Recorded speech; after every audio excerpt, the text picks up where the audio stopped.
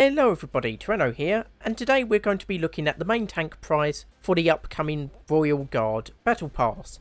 And it's basically a rank 4 French tank, the AMX 50 1950, which is essentially an AMX 50 hull mated to the turret of the Char 25T. Now the Char 25T of course has a 90mm D911 gun, which is worse than the 100mm SA-47 length 58 gun. And while it does mention having an autoloader, which is pretty good, 12 rounds in an automatic loader, the reload rate for the Char 25T autoloader is 6.7 seconds with the 90mm gun. With the AMX 50 TOA 100, it's 4 seconds.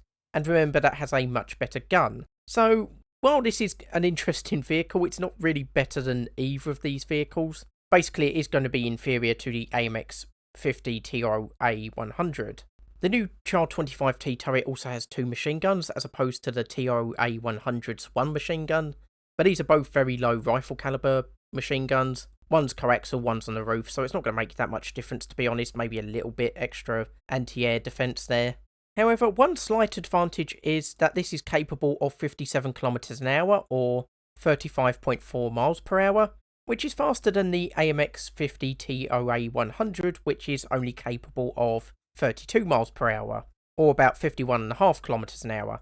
So this is basically a slightly faster variant of the TOA 100 with a slightly worse gun. And to be honest, this is the sort of vehicle that I would like to see in the Battle Pass system. Vehicles that aren't necessarily going to be popular premium vehicles and don't really fit into the regular tech tree, because this was a one-off prototype design, just testing out various different components.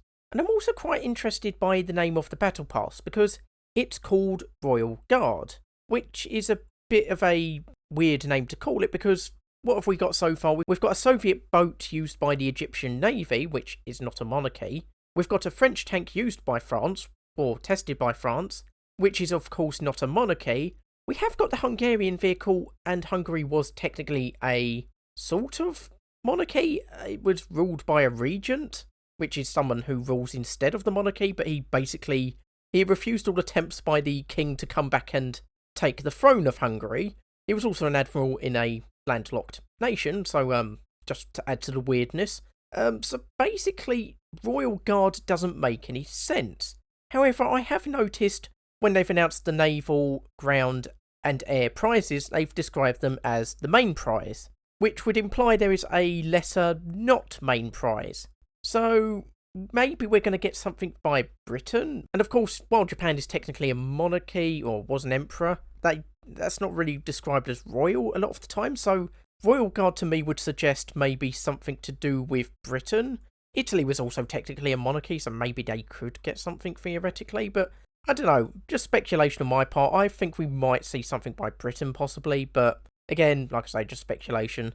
But anyway, looking forward to this vehicle being added to War Thunder, and I think it would be a good addition to the Battle Pass. Anyway, just a quick video for today. Hope you've enjoyed it. I've been Tyranno, and I'll see you next time.